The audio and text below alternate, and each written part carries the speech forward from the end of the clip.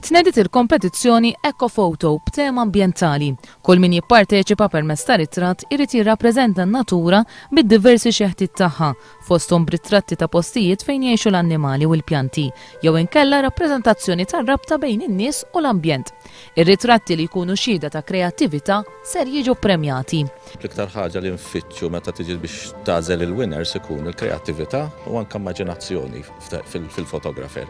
Illi mhux qed jiġbed ir-ritratt li più o meno kulħadd jiġbed, kulħadd kapaċi jiġbed għax illum bil-kameras li hawn kważi kulħadd jiġbed ritratt tajjeb teknikament, però nkunu qed infittxu dik in-naqra ekstra.